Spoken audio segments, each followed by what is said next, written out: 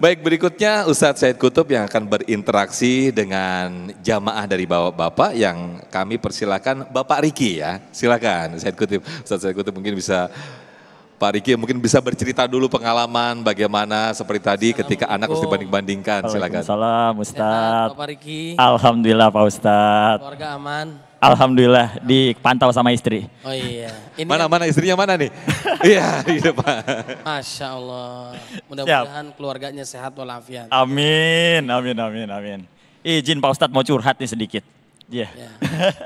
Banyak juga boleh. Oke.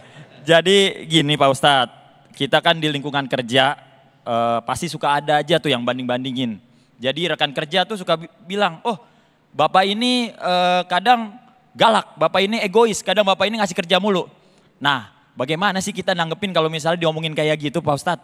Terus udah gitu apa kita balikin marahin lagi ya Pak Ustadz? Itu aja mungkin Pak Ustadz.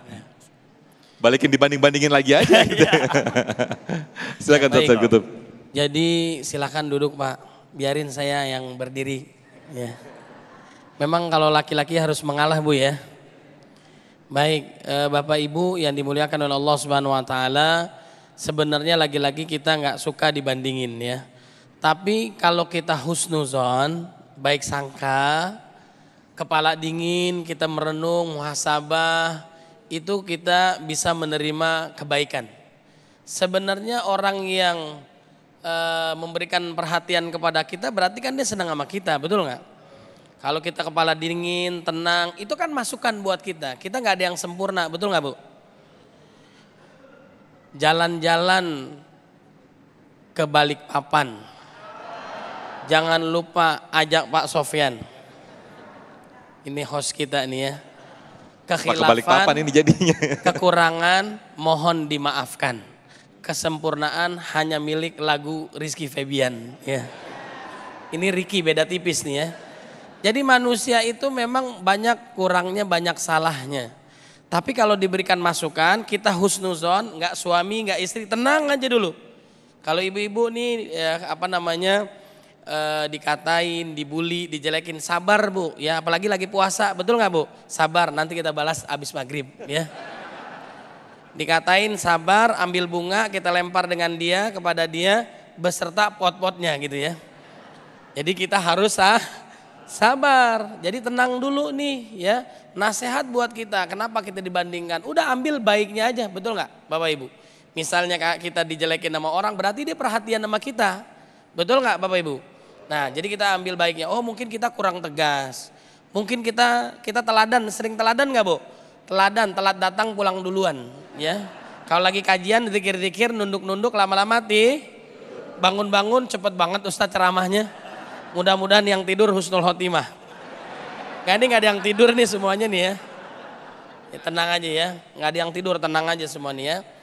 Jadi kita ambil baiknya, udah. Pernah gak Ibu dilempari kotoran di muka Ibu? Pernah gak Bu? Gak ada yang model-model begini, betul gak? Ada gak yang pernah diludahin sama orang Bu? Sekarang kalau lagi-lagi trending topik di luar negeri, kalau marah itu pakai ludah-ludahan Bu. Pernah ada yang lihat gak? Itu dilakukan oleh orang-orang yang gak suka kepada baginda Nabi Muhammad SAW. Akhlaknya mulia gak Nabi?